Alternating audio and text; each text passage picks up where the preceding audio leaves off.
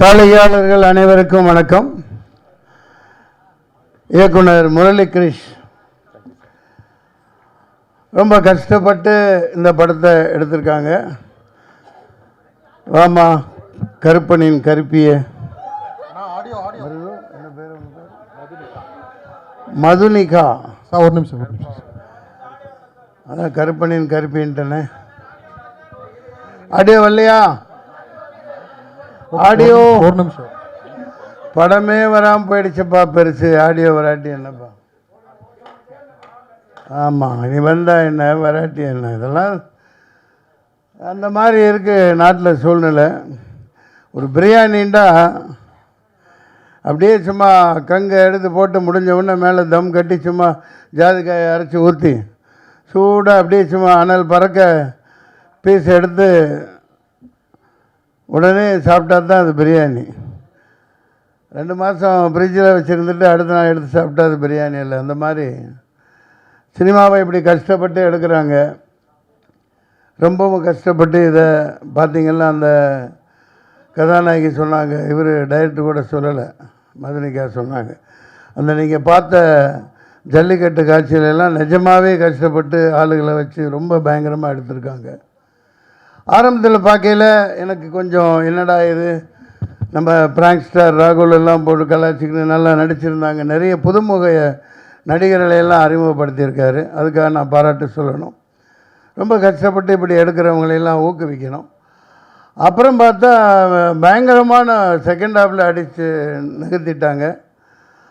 அதாவது இது சாபக்கேடு. நம்ம ஊரில் இந்த ஜாதினால் இன பிரச்சனைனால இந்த கபடி இந்த மாதிரி ஜல்லிக்கட்டு பல போட்டிகளில் பல திறமசாலிகள் வர முடியாமல் வரவிடாமல் மிகப்பெரிய கொடூரங்கள் நடக்குது. மேலே வரைக்கும் பாருங்கள், வினேஷ் போகத்தா ஒரு தங்கப்பதக்கம் வாங்கிட்டு வந்திருக்க முடியும் ஒலிம்பிக்கில். மேலே இருக்கிற ஆட்சியாளர்களே அதை தடுக்கிறாங்க. இந்த மாதிரி ஒரு சூழ்நிலை, இந்த மாதிரி ஒரு சாபக்கேடு இந்த நாட்டில் இருக்கிற வரைக்கும் இந்த நாடு உருப்படாது. எத்தனை ஆட்சிகள் வந்தாலும் சரி, எத்தனை அதிகாரங்கள் மாறினாலும் சரி, அடிமட்டத்திலேருந்து ஒரு பல்சர் மாதிரி ஒரு கருப்பன் மாதிரி இந்த நாடு உண்மையான ஒரு ஜனநாயகத்தை இன்னும் பார்க்க முடியாத இருக்கையில் இப்படி ஒரு தவறான கைகளில் மாட்டிகிட்டு இருக்கையில் ஒரு தைரியமான ஒரு கதையை அவர் எடுத்திருக்கார். அதற்காக மனந்திறந்து நான் இவரை பாராட்டுகிறேன். மிகப்பெரிய சாதனை, தைரியமாக எடுத்திருக்கார். அதை நகைச்சுவையாக சொல்லியிருக்கார். நான் அதிகம் பேச விரும்பலை. நீங்களே பார்த்துருக்கீங்க, தென் மாநிலங்களில் பல இடங்களில் இந்த ஆணவ படுகொலை, ஆணவ கொலை, ஒருத்தன் வந்துடக்கூடாது, ஒருத்தனை மட்டும் தட்டியே வச்சுருக்கணும் அப்படிங்கிற போக்கு என்றைக்கு ஒழியுதோ அப்போ தான் முந்தானத்து நம்ம கொண்டாடின குடியரசு தினத்தின் உண்மையான அர்த்தம் நிற்கும் இந்த நாட்டில். பாபா சாஹேப் அம்பேத்கர் 7-8 பேர் சேர்ந்து எழுதுனாங்க. அந்த 2.5 வருஷமாக அங்கே ஃபின்லாண்ட், லண்டன், அங்கே இங்கே போய் டென்மார்க் பல நாடுகளில் போய் 8 பேர் கொண்ட குழு. அதில் அம்பேத்கர் டிராஃப்ட்ஸ்மேன் கமிட்டி லீடர்.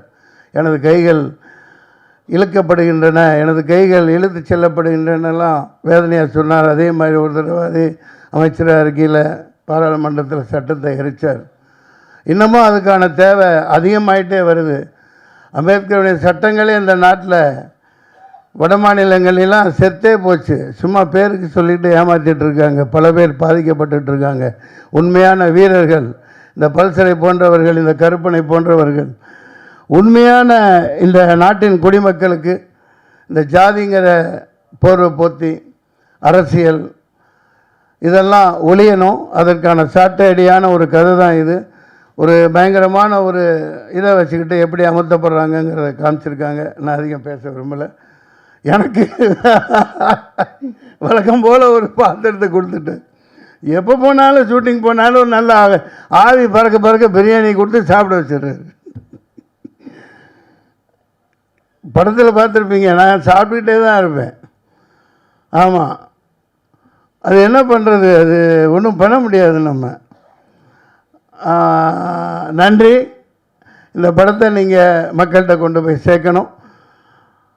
மற்றவங்க இதை பற்றி பத்திரிக்கையாளர் யாரும் முக்கியமானவங்க பேசுனா ரொம்ப நல்லாயிருக்கும். ரைட், நன்றி, வணக்கம். எடுத்து டைரக்டரா கொஞ்சம் கதாநாயகெல்லாம் பேச விடுங்க. பாப்பாமா பேசுறீங்களா? பதினிக்கு வாங்க வாங்க, நீங்கள் பேசுங்க. வந்தீங்க வாங்க வாங்க வாங்க போங்க, 4 வார்த்தை சொல்லுங்கள். மாடு முட்டிச்சு கருப்பன் முட்டினாரா? ஐயோ சொல்ல மறந்துட்டேன். இவங்க ரொம்ப அற்புதமாக நடிச்சிருந்தாங்க. எல்லா கதாநாயகிகள் சின்ன சின்ன பாத்திரங்கள்லாம். தினேஷ் வழக்கம் போல் வர முடியல. அவர் ஒரு அற்புதமான மனிதர். நான் பாராட்டுறதுக்கெல்லாம் சொல்லலை. அவர் ஒரு நடிகருங்கிற இதே அவர்கிட்ட இருக்காது.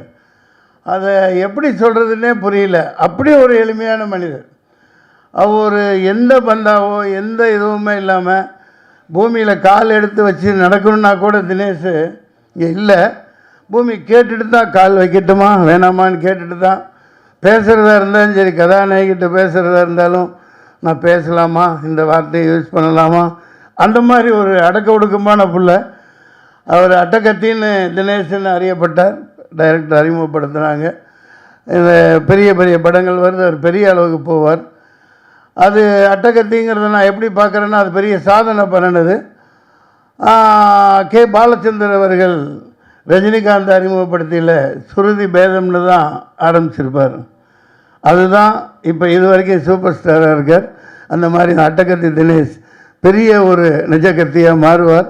மக்களை குத்தாத வரைக்கும் பெரிய ஆளாக வருவார். நன்றி, வணக்கம்.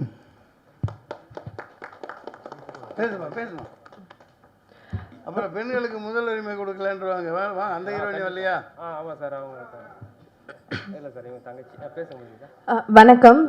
வந்திருக்க ப்ரெஸ் மீடியா எல்லாருக்கும் ரொம்ப சந்தோஷமாக இருக்குது எனக்கு இந்த மேடை கிடைச்சதுக்கு.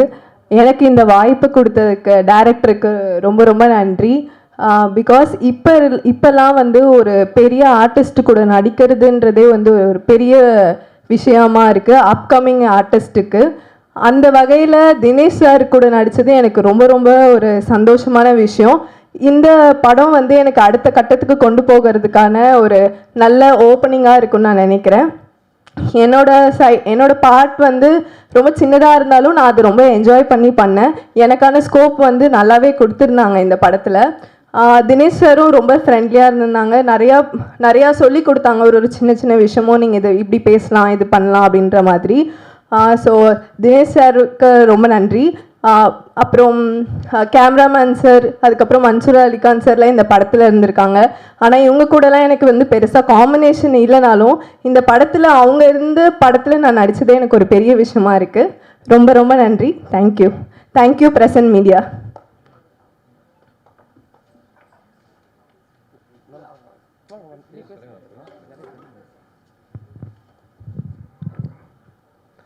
அனைவருக்கும் வணக்கம். கருப்பு பல்சர் படம் எல்லோரும் பார்த்துருப்பீங்க. மெல்ல வந்து தன்னோட விளையாட்டு தளத்தை 2ஆம் பகுதியில் ஒரு சீறி வரும் காளையாக எப்படி ஒரு ஜல்லிக்கட்டு ஒரு விறுவிறுப்பான போட்டியாக இருக்குமோ அந்த மாதிரி 2ஆம் பாகத்தில் எல்லாரையுமே உட்கார வச்சு ரசிக்க வச்சுட்டு இந்த படம். இந்த படத்தில் நான் ஒரு கேரக்டர் பண்ணியிருக்கேன். சார் கூட தான் பண்ணேன். சார் கூட நடித்தது தான் ஃபஸ்ட்டு படம். எனக்கு ஒரு புது நடிகனாக இல்லாமல் முழு சப்போர்ட் கொடுத்தாங்க. இப்படி தாண்டா வரணும், இப்படி தாண்டா பண்ணணும் அப்படின்னாங்க. இந்த நேரத்தில் சாருக்கு நன்றி சொல்லிக்கிறேன். இந்த வாய்ப்பு கொடுத்த இயக்குனருக்கு நன்றி. இந்த படத்தை நல்லபடியாக மக்கள்கிட்ட சேர்த்து ஒரு வெற்றி படமாக ஆக்க உங்களை எல்லாரையும் வேண்டி விரும்பி கேட்டுக்கிறேன். நன்றி, வணக்கம்.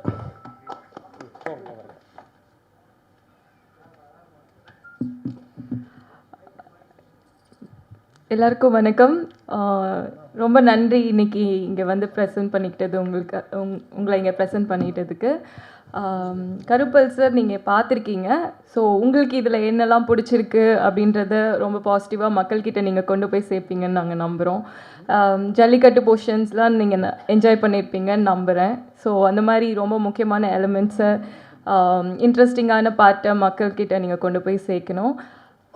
நடிக்கிறது ப்ரொஃபஷன் இதெல்லாம் தாண்டி ஒரு நல்ல டீம் கூட நல்ல மனுஷங்க கூட நான் ஒர்க் பண்ணியிருக்கேன்னு எனக்கு ரொம்ப ஹாப்பியாக இருக்குது. Including Dinesh sir. ஸோ அங்கே ஒரு ஃபேமிலி மாதிரியே உண்மையாக இருந்தாங்க. இந்த படத்தில் நீங்கள் பார்த்த ஃபேமிலி பார்ட்லாம் உண்மையாகவே எங்கள் ஃபேமிலி மாதிரி எல்லோரையும் ட்ரீட் பண்ணாங்க. ஸோ நான் சொன்ன மாதிரி உங்களுக்கு பிடிச்சது எல்லாத்தையும் ரொம்ப பாசிட்டிவான நல்ல விஷயங்கள் இந்த படத்தை பற்றி மக்கள்கிட்ட கொண்டு போய் சேர்க்கணுன்னு உங்களை வேண்டி கேட்டுக்கிறோம். Thank you so much.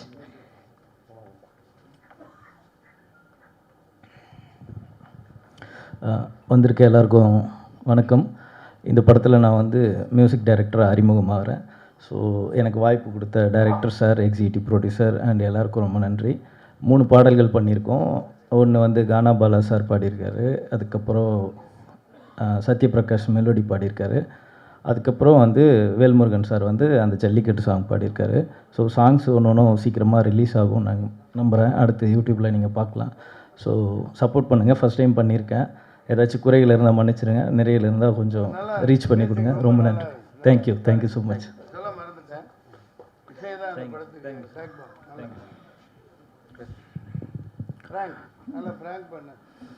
மேலே பயங்கர கடுப்பில் இருக்கேன். வயிற்று எப்படி குறைச்சது? அதுவா சார்? டைட் தான் சார். ஃபர்ஸ்ட் ஆஃப் ஆல் வந்திருக்கும் ப்ரெஸ் மீடியா நண்பர்கள் எல்லாருக்கும் வணக்கம். இவங்களை நான் ஃபஸ்ட் டைம் நான் மீட் பண்ணும்போது 150 இருந்தேன். உண்மையாக மச்சி தான் நான் ஃபோனில் பேசிட்டே இருப்போம். இந்த கோடம்பாக்கத்தில் ஒரு டைரக்டர் ஆகணும்னு ஆசைப்பட்டு ஒரு சுற்றிட்டுருக்கிற ஒரு அந்த ஒரு ஹார்ட் ஒர்க்கு வேர்க்கையாக சுற்றிட்டுருக்க ஒரு டைரக்டர் நம்ம பார்த்துருப்போம் நிறைய மூவிஸில் இருந்தாலும் சரி, இல்லை ரியல் லைஃப்பில் என்ன எக்ஸாம்பிள் நானும் அதே மாதிரி தான் ரோட்டில் எல்லாத்தையும் பாரத்தை எடுத்துக்கிட்டு இவர் அழுந்திருக்கார். ஆக்சுவலி நிறைய பேருக்கு தெரியாது இந்த விஷயம். ஏன்னா அட்டுக்கத்தி அண்ணன் அவர் ரொம்ப சப்போர்ட் பண்ணியிருக்கிறாரு. நான் ஃபஸ்ட் டைம் மன்சூர் சார் பார்க்குறேன். அவரும் பயங்கரமாக சப்போர்ட்டாக பண்ணு தம்பி நம்ம எல்லாம் சேர்ந்து பண்ணலாம், அந்த டைரக்டருக்கு நல்ல ஒரு புஷ்அப் கொடுக்கலான்னு சொன்னாங்க. நான் பார்த்து லைக் எப்படின்னா ஒரு வேளை தான் சாப்பிடுவார். அது எதுக்கு நான் சொல்கிறேன்னா, மச்சி இல்லை மச்சி இந்த படம் எப்படி அதை கொண்டு வந்துடணும் மச்சி அந்த ஒரு பயத்தில் நிறைய ஹார்ட் ஒர்க், எவ்வளோ போராட்டம் நடந்துச்சு. But finally you made it மச்சான். Finally you made it. Serious சொல்கிறேன். ஏன்னா அந்த கஷ்டம் சினிமாக்காரங்களுக்கு எல்லாருக்கும் மட்டும்தான் தெரியும். ஏன்னா நான் அவ்வளோ பெரிய ஆள் கிடையாது. இருந்தாலும் நான் ஏன் சொல்கிறேன், நான் நேரடியாக பார்த்து தான் சொல்கிறேன். அதே மாதிரி மன்சூர் சார் நம்ம ஃபஸ்ட் டைம் நம்ம படத்தில் நான் பார்த்தேன். ரொம்ப ஸ்போர்ட்டிவாக நான் இப்படி போட்டுக்கலாமா சார் டைலாக், நான் எல்லாம் தம்பி போட்டுக்கப்பா தப்பு என்ன இருக்குது அப்படின்னு சொல்லி ஒரு குட் சப்போர்ட் பண்ணாங்க. அதே மாதிரி அட்டுக்கத் சார், இந்த நடிச்சிருக்கிற மேடல் இவங்க எல்லாருக்கும் நன்றி. நான் எப்போவுமே மேடலுக்கு நன்றி சொல்கிறேன். அதே மாதிரி ஃபஸ்ட் டைம் ப்ரெஸ் மீடியா உட்காந்துருக்கவங்க எல்லாருக்கும் ரொம்ப நன்றி. நிறைய டைம் நான் பார்த்துருக்கேன். ஏன்னா நீங்கள் எப்போவுமே எங்களுக்கு சப்போர்ட் பண்ணிகிட்டே இருக்கீங்க. இந்த டைரக்டருக்கு சப்போர்ட் பண்ணுங்கள், இந்த மாதிரி டைரக்டர்களும் சப்போர்ட் பண்ணுங்கள். தயவுசெய்து சினிமாவை சப்போர்ட் பண்ணிகிட்டே இருங்க. Thank you so much for you all. Thank you.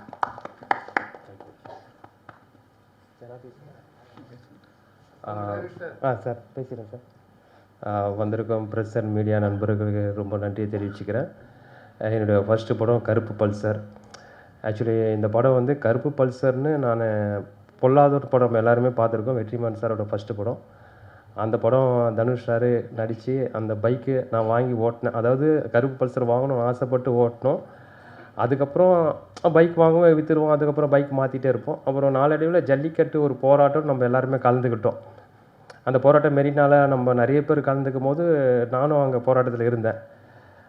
அந்த போராட்டத்தில் இருந்தோம். நான் அடையாறு தான் என்னுடைய வீடு. அப்போது அந்த டெய்லி போவோம். அங்கே நம்ம என்னென்ன தேவை, மக்கள் ஸ்டூடெண்ட்டுங்களுக்கு தேவை, நம்ம ஃபீல்டு ஒர்க் பண்ணோம். அதுக்கப்புறம் ஜல்லிக்கட்டுக்கு பர்மிஷன் வாங்குகிறோம். ஜல்லிக்கட்டு விழா நடக்குது. அங்கே போகும்போது ஒரு சில பிரச்சனைகள்லாம் நம்ம பார்க்குறோம். நம்ம சிட்டி தான், நம்ம பிறந்தது வளர்ந்தது எல்லாமே சிட்டி தான். பக்கத்தில் மதுராந்தகம், சென்னை அடையாறு, இது ரெண்டுமே இருந்தது. அந்த பக்கம் எல்லாமே ஒரு விஷயம் நடக்கும்போது என்ன இது நம்ம இங்கெல்லாம் ஒற்றுமையாக இருக்கும், அந்த பக்கம் ஏதோ பிரச்சனை போயிட்டுருக்கு. பட்டு இங்கே நிறைய டைரக்டருக்கு சொல்கிறாங்க.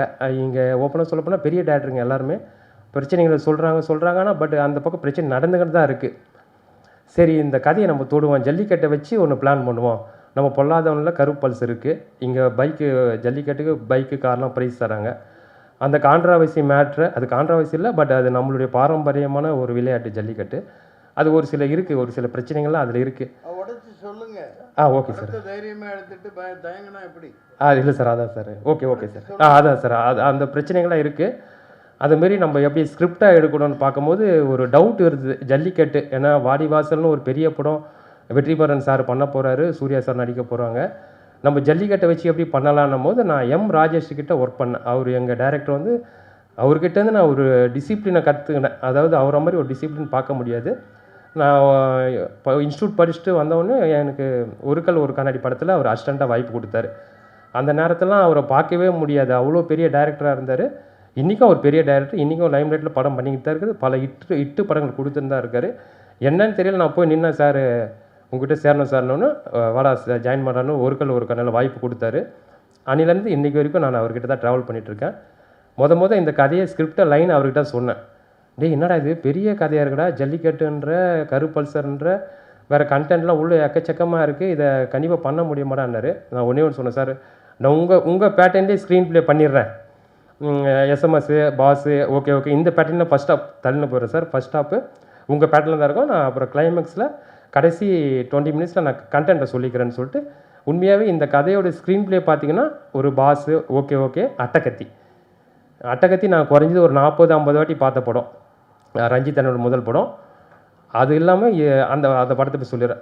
ஸோ அந்த படத்தில் அந்த தினகரன்ற கேரக்டர் வந்து கடைசியாக தான் தெரியும், டே இந்த பொண்ணு உன்னை லவ் பண்ணடா, தினகரன்றவன் வேற ஒருத்தோண்டா தீனாடேன்ற மாதிரி ஆகும்போது, அப்போ தினேஷ் அப்படி அழுதுனே வந்து பஸ் ஸ்டாண்டில் உட்காருவார்.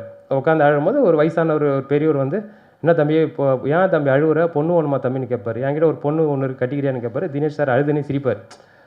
ஸோ அதான் அது இந்த பொண்ணு எதுக்கு இந்த பல்சர் பைக்லேருந்து இந்த பொண்ணு மேட்ருக்கு வரேன்னா, இந்த பெண்கள் விஷயம் வந்து இன்னும் அந்த பக்கம்லாம் ஒரு ஆணவ படுகொலை லவ் அது எல்லாமே தடுக்கிறாங்க. இது எல்லாம் தான் என்னை வந்து இந்த கருப்பல்சர் படத்தை என்னை கதை எழுத தூண்டின விஷயம்.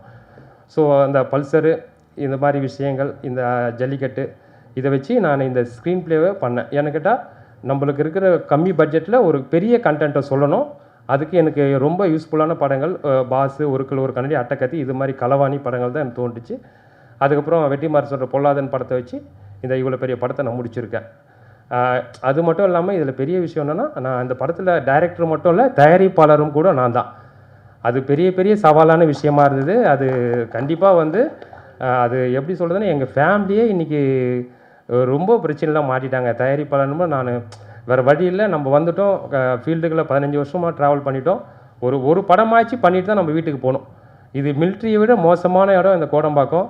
மிலிட்ரியில் கூட நம்ம ஒரு ரிட்டைர்மெண்ட்டு ஒரு அமௌண்ட் கொடுப்பாங்க, ரிட்டையர்ட் ஆனால் சரக்குலாம் கூட மிலிட்ரியில் கொடுப்பாங்கன்னு வைங்களேன், நம்ம அதை வாங்கிக்கலாம் குடிக்கலாம். ஆனால் இந்த கோடம்பாக்கம் வந்து இன்றைக்கும் என்னை அழிச்சின்னு தான் இருக்காங்க, பட் இன்றைக்கும் என்னை போட்டுன்னு தான் இருக்காங்க. அது ரொம்ப கஷ்டமாக இருக்குது. ரொம்ப ஒரு தயாரிப்பாளர், அதுவும் நான் ப்ரொடியூசர் கவுன்சிலில் தான் நம்ம மெம்பராகி இந்த படம் பண்ணியிருக்கோம்.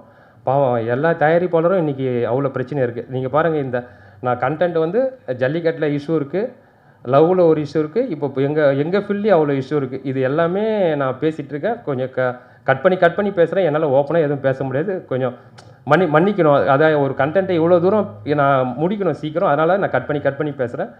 ஸோ ப்ரொடியூசர் கவுன்சிலையும் நம்ம அந்த ப்ரொடியூசரும் காப்பாற்றுங்க, சப்போர்ட் பண்ணுங்கள். கண்டிப்பாக நீங்கள் படம் பார்த்துட்டீங்க, எனக்கு தெரியும் செகண்ட் ஹாஃபு லாஸ்ட்டு ஒரு 30 மினிட்ஸ் எப்படி இந்த படம் இருந்திருக்குன்னு சொல்லிட்டு. கண்டிப்பாக என்னை ஓப்பனாக ப்ரெஸ்ஸு அண்டு மக்கள்கிட்ட மீடியா எல்லாருக்கிட்டையும் நண்பர் மாதிரி கேட்குறேன். நம்ம ஒரு தொழிலை நேசித்து வரோம், அந்த தொழிலில் ஜெயிக்கணும், இவ்வளோ தான் நம்ம விஷயம். அந்த தொழிலில் நம்ம இருக்கணும், மற்றது எதுவுமே நம்மளுக்கு ஆசை இல்லை. எல்லாமே காலங்கள் கடந்து போகிற மாதிரி தான் போயிட்டே இருக்கோம். ஸோ இதுதான் நான் இந்த டைமில் நான் தினேஷ் சாரை பற்றி சொல்லிக்கிறேன். அவர் இன்றைக்கி வரல, கண்டிப்பாக அவருடைய மனசு இங்கே இருக்கோம், டெய்லியும் டச்சில் தான் இருக்கார். என்னென்னா அவர் வந்து நான் இந்த படத்தை வந்து 25 நாளில் ஷூட்டிங் ஃபுல்லாக முடித்தேன். இவ்வளோ பெரிய படம் நீங்கள் பார்த்துருப்பீங்க. அது காரணம் வந்து தினேஷ் சார் தான். நான் தயாரிப்பாளர்ன்றதுனால எல்லாமே டபுள் கால் ஷீட் தான். 7 மணிக்கு நான் கேமரா வச்சா குறைஞ்சது 2 மணி வரைக்கும் நைட்டு போவோம், இல்லைனா 10 மணி வரைக்கும் போவோம். கண்டிப்பாக மற்ற ஹீரோ நடிப்பாங்களான்னு தெரியல, அந்த அளவுக்கு ஹார்ட் ஒர்க் பண்ணி நடித்து கொடுத்தாரு தினேஷ் சார். தினேஷ் சாருக்கு நான் ரொம்ப நன்றியை தெரிவிச்சுக்கிறேன். அவர் இல்லைனா இந்த படத்தை கண்டிப்பாக நான் முடிச்சிருக்க முடியாது. ஃபஸ்ட்டு தினேஷ் சாருக்கு தேங்க்ஸ் சொல்கிறேன். அதுக்கப்புறம் ஃப்ராங்க் ஸ்டார் ராகுல், இந்த படத்தை நீங்கள் பார்த்துருப்பீங்க. ஃபஸ்ட் ஹாஃப்லேருந்து எண்டு வரைக்கும் ஃப்ராங்க் ஸ்டார் ராகுல் ஒரு காமெடி. இன்றைக்கி நம்ம இண்டஸ்ட்ரியில் காமெடியனுங்களே கிடையாது, உங்களுக்கு நல்லாவே தெரியும். நம்ம வர காமெடி டைரக்டர்கிட்டேருந்து வந்திருக்கோம். நம்ம காமெடி வச்சு தான், டைலாக்கை வச்சு தான் ஒரு சீனை நம்ம நவுத்தி ஆகணும், வேறு வழியே கிடையாது. நம்ம அவ்வளோ பெரிய பொருள் செலவும் பண்ண முடியாது, நம்ம ரூமாக தான் வச்சு எடுத்தாகணும். ஏன்னா ஒரு நாளைக்கு 5 சீனாச்சு எடுக்கணும், அப்போ தான் அந்த சீனை நம்ம முடிக்க முடியும் 25 நாளில். அப்படின்னும் போது இந்த ராகுல், எங்கள் மச்சி ராகுலோட உழைப்பு, அவருடைய டேலண்ட்டு கண்டிப்பாக இந்த படத்தில் வெளிவரும். அதுக்கப்புறம் இவரை காமெடியாக எல்லாருமே எப்படி பண்ணுவாங்கன்னு உங்களுக்கு தெரியாது. 3வது வந்து மன்சூர் அலிகான் சார். இந்த ஸ்கிரிப்ட் பண்ணும் போதே எனக்கு வந்து மன்சூர் சாரோடைய அந்த அவர் லைன் எழுதும் போதே மன்சூர் சார் தான் நடிக்கணுன்ற மாதிரி முடிவு பண்ணிட்டேன். முடிவு பண்ணும்போது நான் சின்ன வயசுலேருந்து அவரை பார்க்கும்போது பயப்படுவேன். ப்ரெஸ்ஸு மீடியாலாம் அவர் பேச்சை பார்க்கும்போது எனக்கே ஒரு பயம் இருக்கும். வேறு நம்ம எல்லோரும் பேசுகிறத நம்ம பார்க்கும்போது ஏம்பா அவர்லாம் சொல்கிற பேச்சில் கேட்க மாட்டார்ப்பா, அவர் டைரக்ட்லாம் சீன் பேப்பர்லாம் தூக்கி போட்டு அவர் தான் டைலாக் பேசுவார்னு சொல்லுவாங்க. பட் ஆனால் அப்படிலாம் இல்லவே இல்லை. அதாவது மன்சூர் சார் மாதிரிலாம் ஒரு பர்சன் நம்ம பார்க்கவே முடியாது. அதனால தான் அவர் இவ்வளோ காலங்கள் நிற்கிறாரு. அவர் கேப்டனை பார்த்தவர், சூப்பர் ஸ்டார்லாம் பார்த்தவர், அதனால தான் இவ்வளோ காலங்கள் நிற்கிறாரு. கடைசி பாருங்கள், எங்களா மாதிரி எங்கள் ஜென்ரேஷனையும் வாழ வைக்க வந்திருக்காரு சார். அவர் அடுத்த ஜென்ரேஷனை கண்டிப்பாக டாப்பில் தான் இருப்பார். ஆனால் ஒன்றே ஒன்று சொல்லுவார், டே என்னை இவ்வளோ வேலை யாருமே வாங்கலடா, அந்த கேரவன்னிக்கும் ஏற்கனவே சொல்லியிருக்கேன், அதை நான் ஏற்றி விட மாட்டேன், கேரவன் பார்க்கறதோடு தான் அவர் வேலையாக இருக்கும், அவ்வளோ வேலை வாங்கியிருப்பேன். என்னை என்கரேஜ் பண்ணி டப்பிங்காக இருக்கட்டும், ஸ்பாட்டாக இருக்கட்டும், ஏன்னா அவரும் அதே தான், 7 மணிக்கு மேக்கப் போட்டு 8 மணிக்கு வந்தாருன்னா 10 மணிக்கு தான் நான் அவரை அனுப்புவேன். ஸோ இது எல்லாமே இந்த ஹார்ட் ஒர்க் எல்லாமே நான் ப்ரொடியூசராக இருந்தனால தான் வந்தது.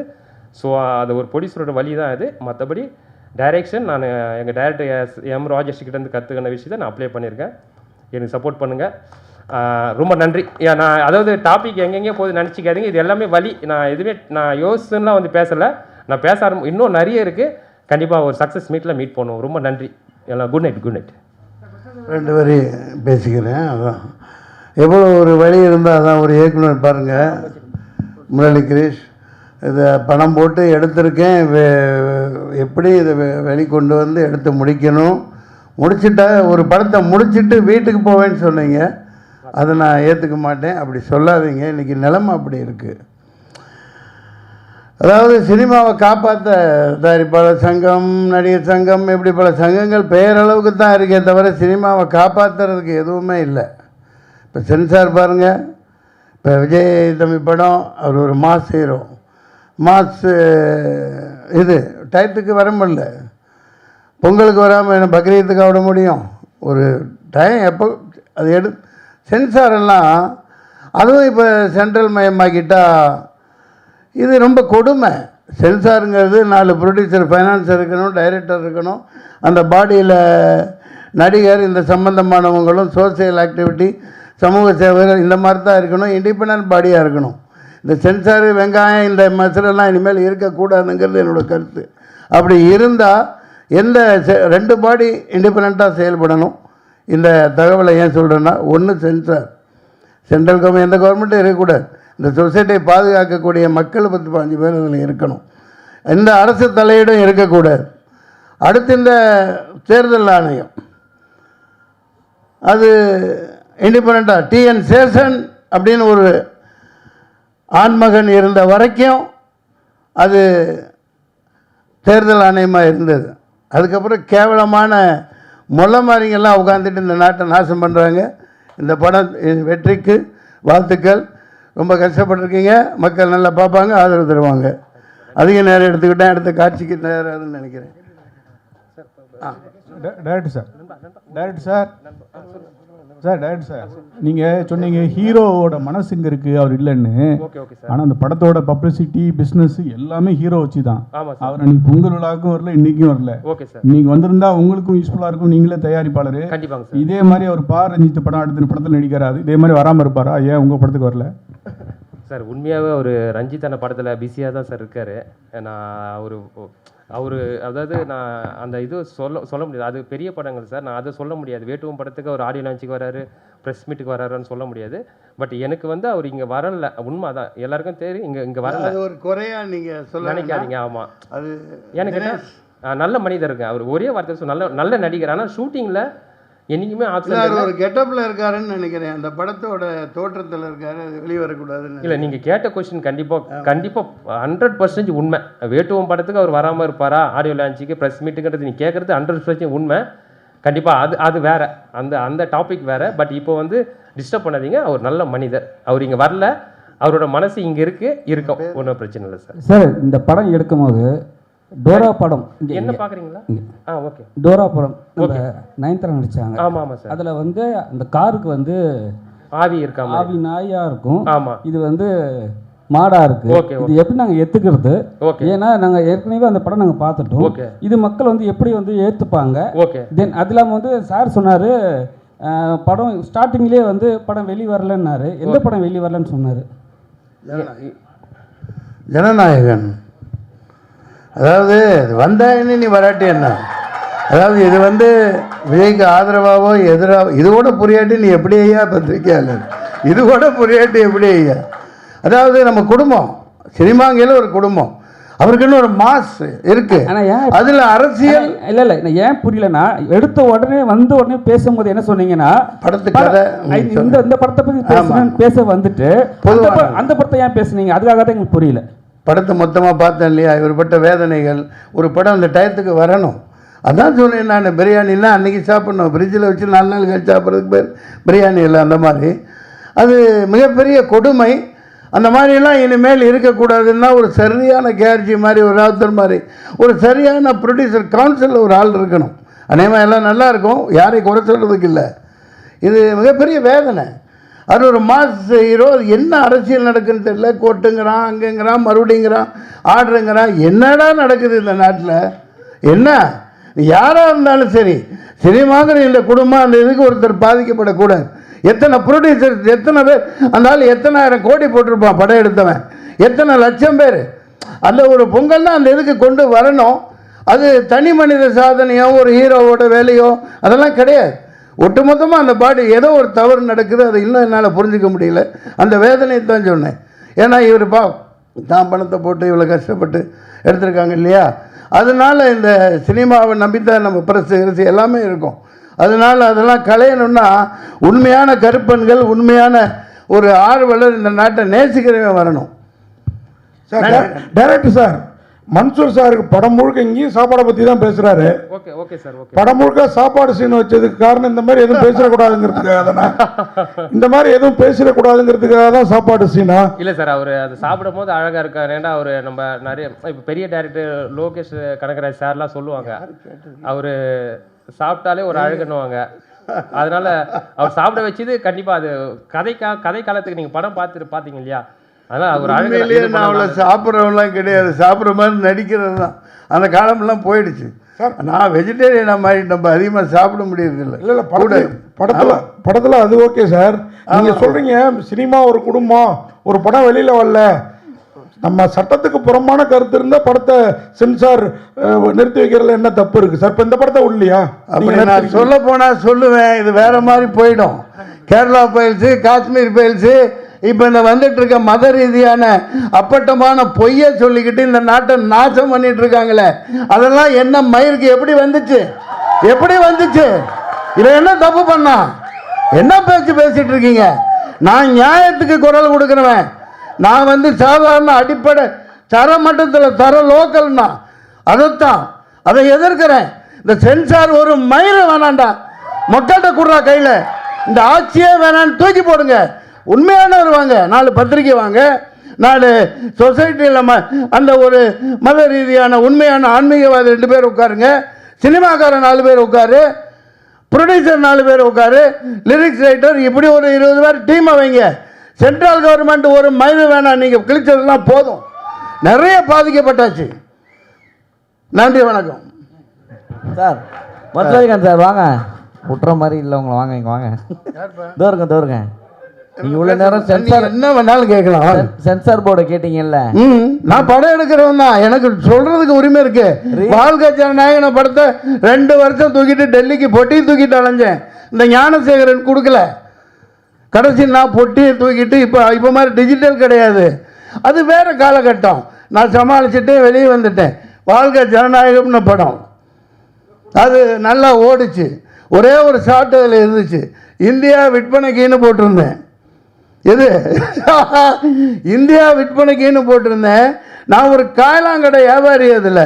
அதில் மேப், உலக மேப் இருக்கும், இந்தியா மேப் இருக்கும், விற்பனைக்குன்னு போட்டு மேப் போட்டிருந்தேன்.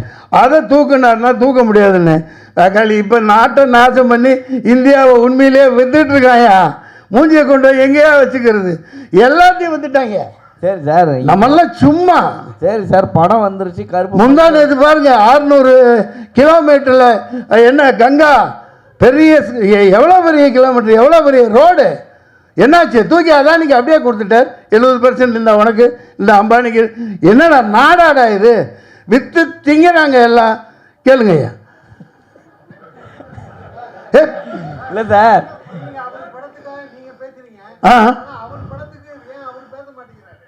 இங்கே ஒன்று புரிஞ்சுக்கிங்க. காரணங்கள் இருக்குங்க, காரணங்கள் இருக்கும். அது அவர்கிட்ட தானே கேட்கணும். நான் ஒரு சினிமாக்காரனா, என் குடும்பஸ்தனா, எப்போ தேவையோ அப்போ குரல் கொடுக்க வேண்டியது ஒரு ஆதங்கம். நான் எப்போ ரிலீஸ் ஆனால் குடும்பத்தோடு போய் பார்ப்பேன், இதே தேட்டரில் பார்ப்பேன். அதை பதிவு பண்ணியிருக்கேன், எல்லாத்துக்கும் தெரியும். இப்போ ஏங்க நீங்கள் தனிப்பட்ட தாக்குதல்லாம் நடத்த வேணாம். அவர் தயாரிப்பாளர் எவ்வளோ பாதிக்கப்பட்டிருக்காங்க, லட்சக்கணக்கான ரசிகர்கள், கோடிக்கணக்கான பேர். அது ஒரு ஆஃப்டர் சினிமா தானே, தூக்கி போட்டுடலாம், அது வேற விஷயம். ஆடியோ லான்ச்சில் எடுத்துட்டு இருப்பார் சார் அவரு. ஆடியோ லான்ச்சில் எடுத்துருக்க வரா, அப்புறம் என்ன ஆடியோ புரியல? ஆடியோ லான்ச் ஆமாங்க, அதான் மலேசியாவில் தான் மாலிக் பாய் பின்னிட்டானே, பெரிய மலேசியாவே தூக்கி போட்டு அது வரைக்கும் உலக சரித்திரத்தில் இல்லாத அளவுக்கு பண்ணியிருக்காரு. அவர் தான் ஏழையா சார்? நீங்க குரல் கொடுத்துனுக்குறீங்க. தமிழ்நாட்டில் நடத்திருந்தா பரவாயில்ல. நான் வந்து ஒரு ப்ரொடியூசரா அது உன்னோட பேசுறேங்க. ஆடியோ லான்ச் பல கோடி போயிருக்கோம். ஆமா, ஏன் தமிழ்நாட்டில் இருக்க மலேசியாவில் போய் வைக்கிறீங்க? என்ன பேசுறீங்க? அமெரிக்காவில் கூட வைப்பாங்க. நம்ம தமிழ் சினிமா எங்கே போயிருக்குது? துபாயில் கூட வைக்கலாம். நல்லா நடந்துச்சா அங்கே? என்ன பேச்சு பேசுறீங்க? டிக்கெட் விற்பனை பண்ணி தான் சார் உள்ள அலோவ் பண்ணாங்க. எது டிக்கெட் வித்து தான் உள்ள? சரி, அதனால உங்களுக்கு என்ன போகுது? நீங்க ஏன் வைத்தறிச்சல் பண்றீங்க? கடைசி வரையும் படம் அல்ல, கடைசி வரையும் கஷ்டப்படுறீங்களே. அதான் சின்ன படம். அது வெறுப்பு அரசியல் கூடாது. இல்ல இல்ல கேளுங்க, நீங்க கேட்டு என்ன கேட்டாலும் நாக்க புடுங்கிட்டு சாவற மாதிரி கேளுங்க. சின்ன படம் தியேட்டருக்கு வரலனா நீங்க கேளுங்க. ரீ ரிலீஸ் கேடிவி மொபைல் எல்லாத்தையும் போட்டாங்கல்ல, திருப்பி ரீ ரிலீஸ்க்கு தியேட்டருக்கு வரீங்க கேட்க வேண்டியதானே? இந்த படத்துக்கு யாரை சொல்றீங்க? என்ன சொல்றீங்க? உங்க தமிழ்நாட்டுல, நம்ம தமிழ்நாட்டுல தான் கேக்குறேன். எந்த படத்தை? இதோ இப்ப கூட தான் கீழ மங்காத்தா போயிட்டு இருக்கு, கில்லி போயிட்டு இருக்கு. லைனா புது படங்கள் வழி விடுங்கன்னு சொல்ல வேண்டியதானே? ஏங்க இதெல்லாம் ஒரு விஷயமா? நான் கவுன்சில் இருந்தவன், நானும் தயாரிப்பாளர், நான் 11 படம் எடுத்திருக்கேன். இல்ல சார், தியேட்டர் கிடைக்கல. இப்போ அவர்கிட்ட டைரக்டர் கேளுங்க, அவர் ப்ரொடியூசர். அதுதான் நண்பரு, தியேட்டர் கொடுக்க மாட்டேங்கிறாங்க, ஓடிடி கொடுக்க மாட்டேங்கிறாங்க. இதெல்லாம் சேனலைஸ் பண்ணணும், சரியான ஒரு பாடி இருக்கணும், இராணுவம் மாதிரி ஒரு நம்ம தயாரிப்பாளர்கள். ஏன்னா அவங்க தான் கடவுள்கள், அவங்க தான் முதலாளிகள். அதனால் சகோதரர் கேட்டார், நண்பர், பழைய நண்பர் தான் அவர். நான் இவருக்கு வக்காலத்து வாங்குறதுக்கெல்லாம் வரல, ஆதங்கம். அவர் பேச மாட்டேங்கிறாரு, பேச மாட்டேங்கிறார். சார் மன்சூர் சார், அவர் 2000 ரூபா அவர் ரசிகர்களையும் டிக்கெட் வித்து வதைக்கிறாரு. படம் ரிலீஸ் ஆகலன்னா ப்ரொடியூசர்ஸ் ஆகுறாங்க. அவர் பேச மாட்டேங்கிறாரு, நீங்களாம் பேசி என்ன ஆக போகுது சார்? அவர் நாளைக்கு அரசியல்வாதியை வந்து என் உடம்புல ரத்தம் ஓடுது இல்லையா? மீடியாவே மீட் பண்ண மாட்டேங்கிறாரு. ஒரு நிமிஷம், நீங்க அவருக்காக நீங்க 2000 ரூபாய் வாங்கிக்கிட்டு அவரு சினிமா காட்டாருன்னு சொல்றீங்க. அதுக்கு பவர் இருக்குது, வாங்குறவன் வாங்குறான், கொடுக்குறவன் கொடுக்குறான். நீ அதே 9,000 ரூபா கொடுத்து ஒட்டு வாங்குறிய, ஒட்டு. அதுக்கு இங்க இருந்து கொடுக்குற, அப்பன் பாட்டன் காசுவா கொடுக்குற?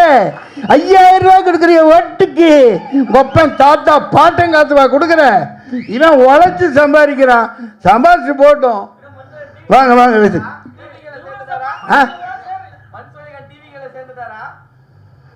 சில்லித்தனமா கேட்கக்கூடாது. இவர் என்னை பற்றி என் கேரக்டரையே புரிஞ்சுக்க மாட்டேங்கிறீங்க. நான் நியாயத்து பக்கம் எப்பவும் நிற்பேன். நான் எந்த அதெல்லாம் எனக்கு அப்பாற்பட்டது. அது கொஞ்சம் அரசியலில் அவருக்கு அனுபவம் இல்லாமல் இருக்கலாம், அது வேறு விஷயம். இது கருப்பு பல்சர் தயாரிப்பாளர் பணத்தை போட்டுட்டு அடி வைத்து நெருப்பை கட்டிக்கிட்டு இருக்காரு. ஆமாம், ஏப்பா எனக்கு போட்ட மாதிரியே பிரியாணி எல்லாத்துக்கும் இவங்களுக்கு போடணும்ப்பா. ராவுத்தர் இவரெல்லாம் ஆனால் விஜயகாந்த் ஐயாலாம் படம் எடுத்தாங்கன்னா ப்ரெஸ் மீட்டில் அப்படியே கமன்னு பிரியாணி போட்டு தான் அனுப்புவாங்க. நன்றி நன்றி நன்றி, வணக்கம். நன்றி.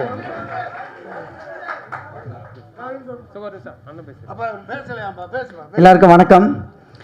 படத்தை பற்றி டைரக்டர் பேசிட்டாரு, அண்ணன் ராகுல் நண்பர் இயக்குனர் எல்லாருமே பேசிட்டாங்க. உங்கள் எல்லாருக்கும் ஒரு வேண்டுகோள் வைக்கணும் தான் இங்கே வந்திருக்கேன் பத்திரிகையாளருக்கு. என்னோடய பேர் நவீந்தர், நான் சின்னத்திரை நடிகர் சங்கத்தோட செயலாளர். முரளியும் நானும் 2007-08 நண்பர்கள், திரைப்பட கல்லூரி மாணவர்கள். உங்கள் எல்லாருக்கும் ஒரே ஒரு வேண்டுகோள்.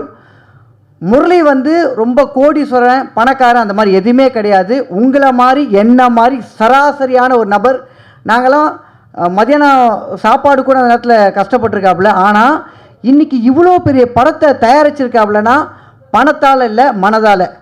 அவர் எப்படியாவது இதை முடிக்க முடியும்னு சொல்லிட்டு ஆரம்பித்த காலத்திலேருந்து ஒரு வேளை சாப்பிட்டுட்டு, எனக்கு நல்லாவே தெரியும் எவ்வளோ வேதனைப்பட்டிருக்காப்புலன்னு சொல்லிட்டு. நீங்கள் எப்படிலாம் கேள்வி கேட்டீங்களோ அதே மாதிரி உங்ககிட்ட எல்லாருக்கிட்டையும் நான் ஒரு வேண்டுகோள் வைக்கிறேன்.